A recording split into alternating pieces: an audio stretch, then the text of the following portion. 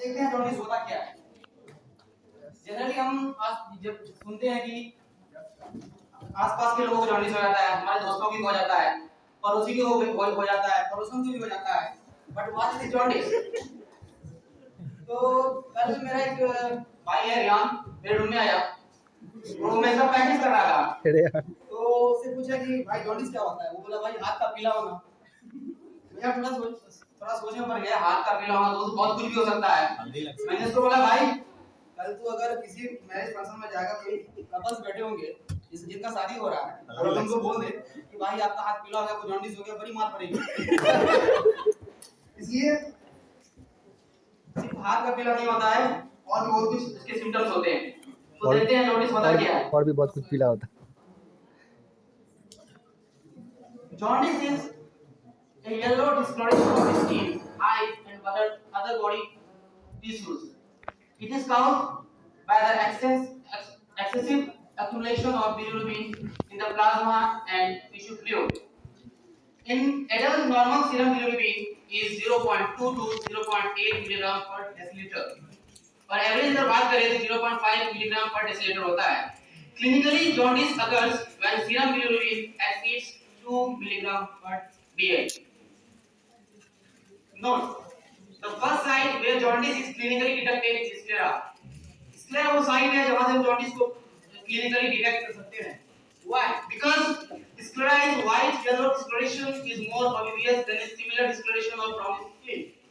Second point is sclera has a protein. उस protein का नाम है elastin which has an extremely affinity for the bilirubin. Affinity मतलब चाह है। Next step is fate of bilirubin. Metabolism of bilirubin. Generally ये 5 step में होता है। इसको मैं इसलिए यहाँ पर बताया बोर्ड वर्ड में क्योंकि हो सकता है एग्जाम ऑब्जेक्टिव प्रोग्राम में आपको क्वेश्चन राइज कर सकता है कि क्या क्या ऐसे स्टेप हो सकते हैं up and down. So that mnemonics is you see ex doctor. आप पहले किसी डॉक्टर के पास गए, उन्होंने आपका ठीक से इलाज नहीं किया, उस डॉक्टर के पास चले गए, तो वो डॉक्टर बोला पहले डॉक्टर के पास जाओ और अच्छे से उसका जो रहता है पहले उसको ठीक करवा दिया। तो कोड है U C H doctor. U stand for uptake, C stand for conjugation, EX stands for excretion, D stands for degradation, and R stands for re-excretion. Again I repeat, U stands for uptake, C stands for conjugation, EX stands for excretion, D stands for degradation, R stands for re-excretion. This line. तो मैंने ये हाथ से बनाया हुआ है fate of bilirubin. ये हमारा क्या कर रहा है, ये हमारा ब्लड वेसल है, ये हमारा लीवर है, लीवर से अटैच ठीक अटैच गॉल ब्लैडर, उससे अटैच हेपेटिक या bile duct, small intestine and kidney. इसका रोल क्या है यहाँ पे? ब्लड वेसल में क्या होता है, प्रेजेंट है UCB. UCB stands for unconjugated bilirubin. Unconjugated bilirubin आया कहां से लगी? जो हमारे ब्लड में आरबीसी है उसका हेमोलिसिस हुआ, हेमोलिसिस के होने से तो बना गया मेरा अनकंजुगेटेड बिलिरुबिन। अब इस अनकंजुगेटेड बिलिरुबिन तो होगा क्या, वो with the help of albumin जो कि प्रोटीन ट्रांसपोर्टर है, वो हमारे लीवर में आएगा। कंजुगेट अनकंजुगेटेड बिलिरुबिन हमारे लीवर में आएगा, लीवर से वो कन्वर्ट होगा, लीवर में कन्वर्ट होगा कंजुगेटेड बिलिरुबिन में। मैं यहां बस फिजियोलॉजी का बात कर रहा हूं, एंजाइम्स का नहीं। कंजुगेटेड बिलिरुबिन विद वो फिर सीक्रेट होगा गॉल ब्लैडर में, गॉल ब्लैडर में with the help of hepatic duct या बाइल डक्ट होएगा स्मॉल इंटेस्टाइन में। स्मॉल इंटेस्टाइन में बहुत सारे बैक्टीरिया प्रेजेंट होते हैं, वो वहां रिलीज करेंगे बैक्टीरियल प्रोटीएज जो कंजुगेटेड बिलिरुबिन है उसको कन्वर्ट कर देंगे यूरोबिलिनोजेन में, शॉर्ट फॉर्म में यूबीजी। अब ये यूबीजी का दो चीज हो सकता है, या तो वो स्टूल के थ्रू स्पीड आउट होगा या वो किडनी के थ्रू यूरिन के थ्रू बाहर आ जाएगा। फिर वहां पे जो एक्सीड होगा ये जो किडनी यूबीजी जो है जो एक्सीड होगा आपको स्टूल के थ्रू वो डायरेक्ट एक्सीड नहीं होगा, उसका एक प्रोसेस है। वो यूबीजी फर्स्ट टूटेगा किसमें, आपको टूटेगा वो स्ट्रोकोबिलिन में और वो रिलीज होगा स्टूल में, अप्रॉक्स 90% इसका एलिमिनेशन होगा। फिर किडनी फिर दूसरा जो यूबीजी सेकंड स्टेप है वो धीरे धीरे आपका वाटर सर्कुलेशन से देते हुए लीवर में आएगा, लीवर से ब्लड वेसल से वो किडनी में जाएगा। किडनी में फ्लूइड एक्सीड आउट होगा 10% in the form of urobilin. तो एक्चुअली यहां से जॉन्डिस का एक डेफिनेशन निकल के आता है। Jaundice is nothing increase in amount of bilirubin, whether it चाहे वो कंजुगेटेड हो सकता है और अनकंजुगेटेड भी हो सकता है। हाउ और एक क्वेश्चन राइज होता है यहां से, how we can increase bilirubin, हम बिलिरुबिन कैसे बढ़ा सकते हैं? तो तीन तरीका है जिससे हम बिलिरुबिन को बढ़ा सकते हैं। First of all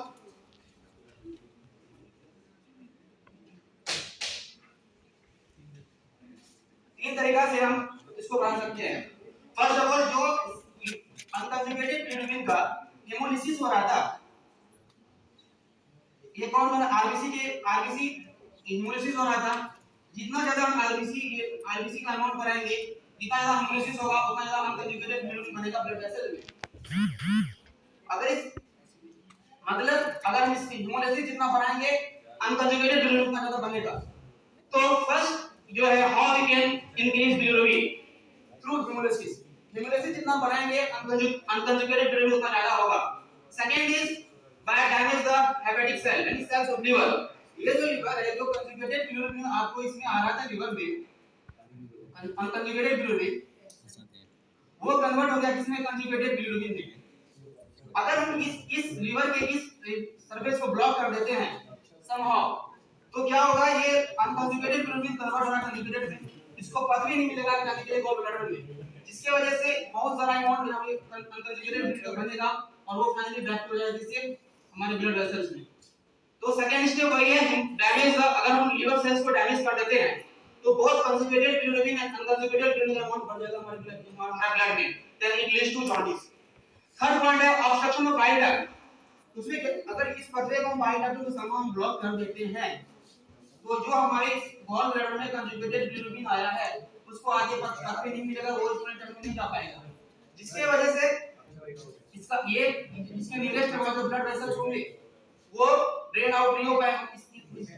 nearest blood vessels है वो आपको इसमें ड्रेन कर देंगे, वो थ्रू मैं यहां दिखा देता हूं उसको, फिर से वो ब्लड वेसल्स में वापस ले जाएंगे, जिसकी वजह से जो ऑब्स्ट्रक्शन रहेगा बाइल डक्ट में, इसके वजह से फिर से कंजुगेटेड बिलिरुबिन का अमाउंट बढ़ेगा, इट लीड्स टू जॉन्डिस।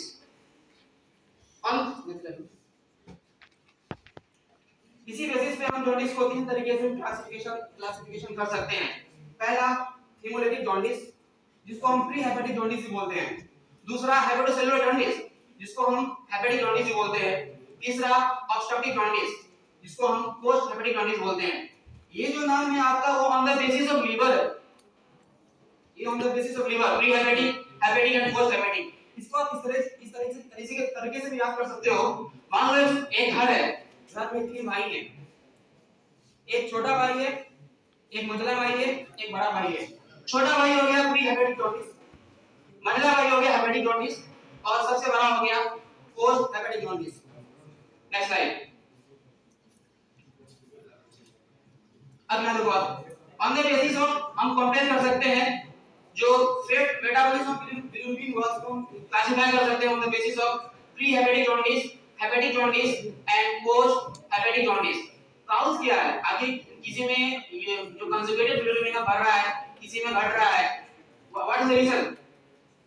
आप वहां देख सकते हो जो प्री हेपेटिक जॉन्डिस में जो कंजुगेटेड बिलिरुबिन का अमाउंट बढ़ रहा है, क्यों बढ़ रहा है? रीजन ये है ना कि प्री हेपेटिक जॉन्डिस ये ठीक लीवर से पहले है और उसका हेमोलाइसिस ब्लड वेसल्स में हो रहा है। अगर हम ये इस यूसीबी का अमाउंट वहां पे हम इंक्रीज करते हैं then it leads to pre hepatic jaundice. Second जो है हेपेटिक जॉन्डिस, तो वहां पे क्या है, तो उसमें दोनों आपका यूसीबी और सीबी कंजुगेटेड बिलिरुबिन का भी अमाउंट बढ़ेगा और अनकंजुगेटेड बिलिरुबिन का अमाउंट भी बढ़ेगा। तो वहां क्या है, तो हमने यहां पे इस साइड को ब्लॉक कर दिए हैं, तो जितना यूसीबी इसमें आ रहा है वो कन्वर्ट हो रहा है इसमें कंजुगेटेड में, बार-बार कन्वर्ट हो रहा है, इससे क्या हो रहा है, इसका अमाउंट बढ़ते जा रहा है, then it leads to hepatic jaundice. तीसरा है post hepatic jaundice. Post hepatic में क्या है, हम इस बाइल को हम ब्लॉक ये इस मॉलिटेशन में इसको हम ब्लॉक कर चुके हैं, इसकी वजह से बार-बार इसका अमाउंट बढ़ते जाएगा, इसलिए वो पे जो पोस्ट हेपेटिक में जो कंजुगेटेड बिलोरुबिन है उसका अमाउंट बढ़ जाएगा। दूसरा है यूरिन यूबीजी यूरिनोग्लिनोजन। ये क्या है? ये कुछ नहीं है, बस जितना ज्यादा यहाँ पे हेमोलिसिस हो रहा है, जितना जितना ज्यादा ये बनेगा उतना ज्यादा यूबीजी होगा। जितना ज्यादा, क्योंकि यहाँ पे कोई बैरियर नहीं है, जितना ज्यादा आप अनकंजुगेटेड बिलोरुबिन बना रहे हो उतना उतना अमाउंट में ये स्प्लिट आउट होगा। इसलिए यहाँ दिखाया गया है कि यूबीजी अनकंजुगेटेड यूबीजी का अमाउंट बढ़ रहा है। हेपेटिक नोटिस में क्या हो रहा है? यूबीजी का अमाउंट घट रहा है। क्यों घट रहा है? क्योंकि हम इस सरफेस को ब्लॉक कर चुके हैं, जो बार-बार अनकंजुगेटेड कंजुगेटेड हो जा रहा है, इसलिए वहां पे जो हेपेटिक यूबीजी का अमाउंट घट रहा है। और ये लास्ट पोस्ट हेपेटिक नोटिस में या तो एब्सेंट होगा या बहुत ही डिक्रीमेंट होगा। हो सकता है कि सरफेस को हम ब्लॉक कर चुके हैं, कुछ अमाउंट इसमें सिग्निफिकेंट होकर के वो इसमें आ सकता है स्मॉल इंटेस्टाइन में, तो वहां से वो या तो नियरली डिक्रीज होगा या एब्सेंट होगा। स्टूल कलर जनरली होता है वो स्ट्रक्चरल की वजह से होता है। वो प्री हेपेटिक में ब्राउनिश होगा, हेपेटिक में पेल येलो होगा और पोस्ट हेपेटिक में क्ले लाइव होगा। क्यों होगा? रीजन ये है कि यहाँ पे जो ब्राउनिश इसलिए होगा क्योंकि स्ट्रक्चरल ज्यादा बन रहा है, क्योंकि यूबीसी जितना ज्यादा यहाँ पे बनेगा उतना डार्क स्टूल का कलर होगा। तीसरा है ब्लड एग्जामिनेशन, तो एक में एनीमिया हो जाएगा और hepatic notice normal, post hepatic में नॉर्मल। उसके बाद फिर ये वैंडन ब्लड टेस्ट, इसमें मैं आऊंगा नेक्स्ट में। इसमें डायरेक्ट पॉजिटिव होता है बायोफिजिक रिएक्शन और डायरेक्ट पॉजिटिव रिएक्शन। बायोफिजिक रिएक्शन क्या होगा ना, जब भी रिएक्शन में कंजुगेटेड और अनकंजुगेटेड प्रोटीन प्रेजेंट हो एक साथ तो वो बायोफिजिक रिएक्शन होता है। Next slide. अगला जॉन्डिस है फिजियोलॉजिकल जॉन्डिस। ये होता क्या है? Mild form of jaundice appears in newborn children on the second and third day of life. It's called jaundice of newborn. इसको हम एक और नाम से जानते हैं, इसको बोलते हैं न्यूनटल जॉन्डिस। इसका मेन काउज क्या है? A. Excessive destruction of RBC after birth causing increase in serum bilirubin. अगर हम RBC का डिस्ट्रक्शन ज्यादा कर रहे हैं तब ये वो सीरम बिलोरुबिन को काउज करेगा। दूसरा due to hepatic immaturity, during जब लिवर अच्छे से मैच्योर नहीं हो तो during IUT bilirubin form in mainly eliminated via placenta. जो बिलोरुबिन फॉर्म हुआ इंट्रायूटेराइन के टाइम पे वो मेनली एलिमिनेट होगा via placenta and lesser extents से एलिमिनेट होगा लिवर के through. Immediately after the birth the liver has to eliminate all the bilirubin form. Therefore, liver is unable to deal adequate with this increased amount of bilirubin first 10 days of life, causing development of jaundice. It is more and greater severe in premature. जितने premature babies होते हैं इसमें ज्यादा देखने को मिलता है। In infant, when serum bilirubin rise beyond 5 mg per dl, it leads to clinical jaundice का appearance होगा। तो एक होता है total serum bilirubin, उसको हम कैसे कैलकुलेट कर सकते हैं? कंजुगेटेड बिलोरुबिन मिलरी लेंगे प्लस फ्री बिलोरुबिन अनकंजुगेटेड वाला, जब उसको हम ऐड करेंगे उससे मिलेगा आपको total serum bilirubin. Next slide. एक टेस्ट होता है, test to determine the type of bilirubin present in serum. किस टाइप का बिलोरुबिन हमारे सीरम में प्रेजेंट है उसे हम कैसे कर सकते हैं? तो टेस्ट का नाम है वेंडर बस टेस्ट। प्रिंसिपल क्या है? इसमें हम डायजो रिएजेंट लेते हैं। डायजो रिएजेंट मिक्सचर किसका होता है? सल्फोनिलिक एसिड का, HCl का एंड सोडियम नाइट्रेट का। जब इसको हम ट्रीट करते हैं with serum containing excess conjugated bilirubin, जहां से एक क्वेश्चन अराइज हो सकता है ऑब्जेक्टिव में, वो क्वेश्चंस क्या है? एमसीक्यूज अराइज हो सकता है यहां से। जो कंजुगेटेड बिलोरुबिन होता है, कंजुगेटेड बिलोरुबिन होता है ये किसमें सॉल्युबल होता है? कंजुगेटेड बिलोरुबिन वो सॉल्युबल होता है वाटर सॉल्युबल और अनकंजुगेटेड बिलोरुबिन लिपिड सॉल्युबल। ये क्वेश्चन यहां से अराइज हो सकता है। On treating with serum containing excess conjugated bilirubin, जब हम डायजो रिएजेंट को ट्रीट करते हैं एक्सेस कंजुगेटेड बिलोरुबिन के साथ विद इन 30 सेकंड वो एक रेडिश वॉयलेट कलर देगा जिसको हम बोलेंगे positive reaction, direct positive reaction. Second slide.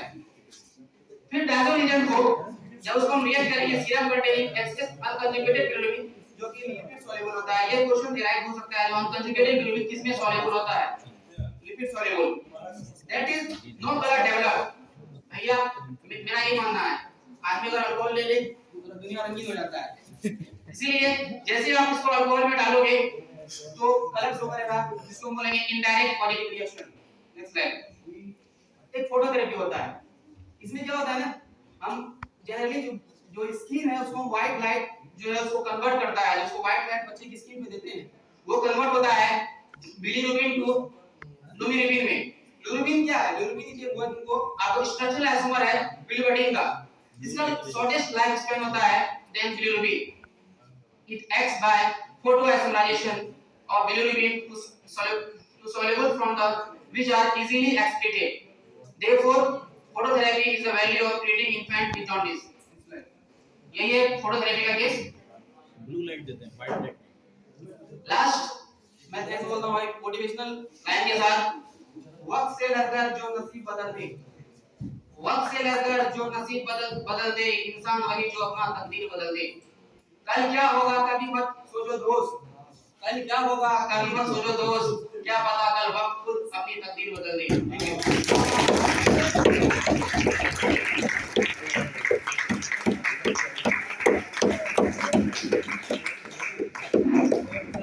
Thank you everyone for your rapt attention. This is all.